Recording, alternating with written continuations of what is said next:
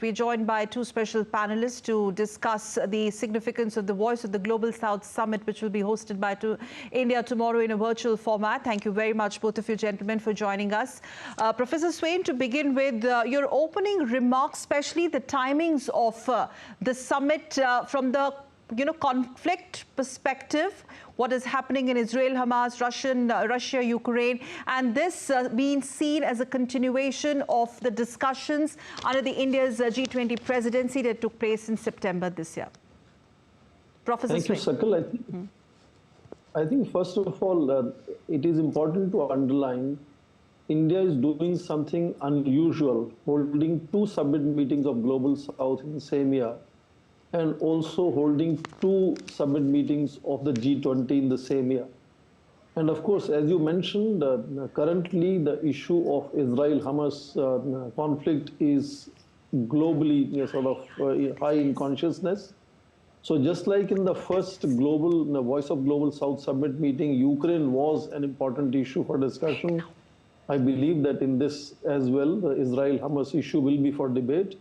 But of course, India will try to make sure that it stays on course and the focus remains on issues of development and global governance, which is where India has constantly tried to bring Global South, which in 1950s used to be a pejorative term.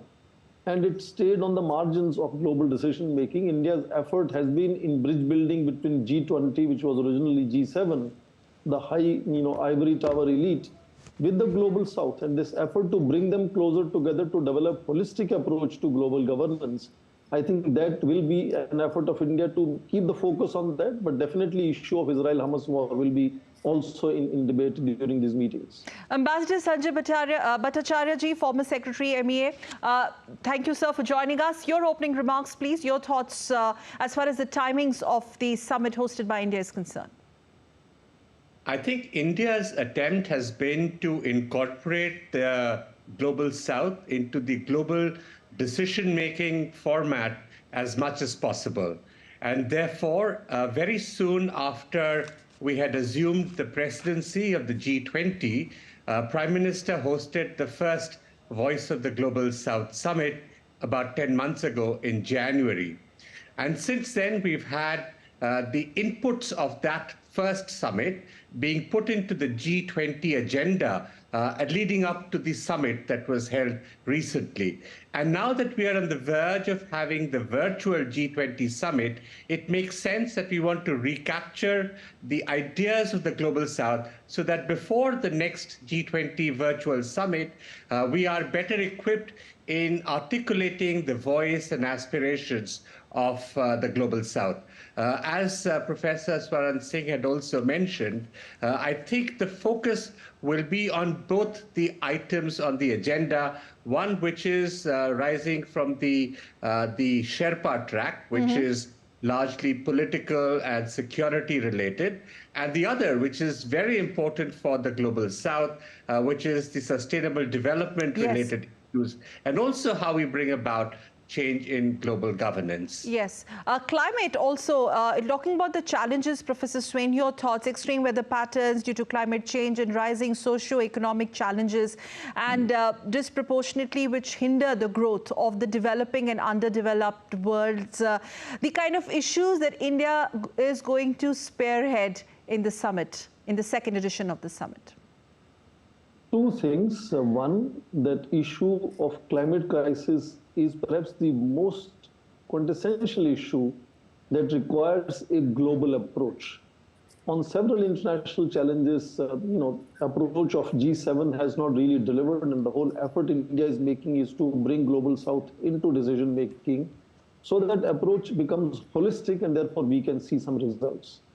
Second, India has already demonstrated its leadership in leading both International Solar Alliance and during the G20 summit meeting, the coalition of biofuel was also launched by India. In that sense, by demonstrating things that India has already done on the ground, achieved, particularly International Solar Alliance is such a large alliance now, India is trying to make sure that both the issues that are priority issues of Global South as also perspective and strategies that Global South has always thought of are brought into the global decision making, and that is why I think this 22nd meeting of 22nd November meeting of the G20 is preceded by this Global South Summit tomorrow, so that again India is able to carry forward that message of Global South to the high table of G20 meetings, so that decisions made in G20 summit meeting are able to be actually implemented on the ground by taking everybody along. And I think bringing African Union on board was an excellent demonstration of India bringing Global South into global decision making. And the larger message, Ambassador Bhattacharya, sir, that, well, India is going to send across tomorrow. I'm sure the world will be keenly watching what leaders are going to put across, especially coming close on the heels of a very, very successful G20 summit under India's presidency. Well, the voice of the Global South Summit has been very carefully structured so that it articulates and discusses a very broad range of issues. But I think the focus will really be on the development challenges and the development aspirations of the Global South. Now, as you're aware, the Global South has actually experienced significant development, but it still faces various challenges. And India has now several examples that can offer. One of the things that will propel global development in a sustainable manner is the issue of technology coming in a more sustainable and holistic fashion. So the kind of platforms that we have developed, for instance, the digital platforms and infrastructure that we brought about, which not only brings about a seamless transition, which promotes equity and efficiency at the same time, but also makes it more accessible to more members of the Global South to achieve this. The second question that will come about, and I think India will also focus on this, is how the South can collaborate and also utilize the resources from the North in a more efficient manner. Part of this will be the transfer of funds. Some of it will be in climate, some of it will be in energy, some of it will be in other core sustainable development issues.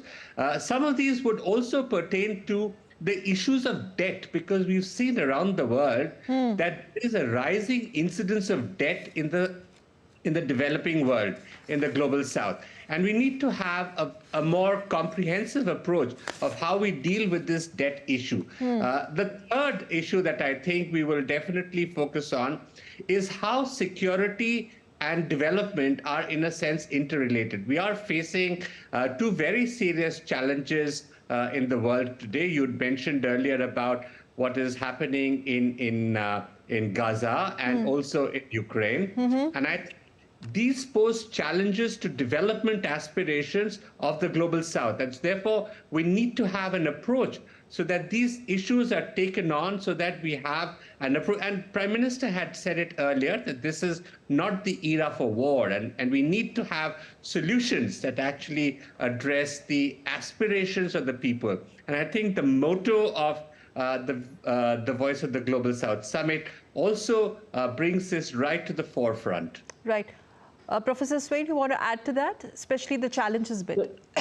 Yeah, sure. I think, Sakal, what gives me confidence that India's effort to bring Global South to the center stage of G20 and global governance is the fact that now coming summit meetings of the coming presidencies of G20 are going to continuously be with the Global South countries.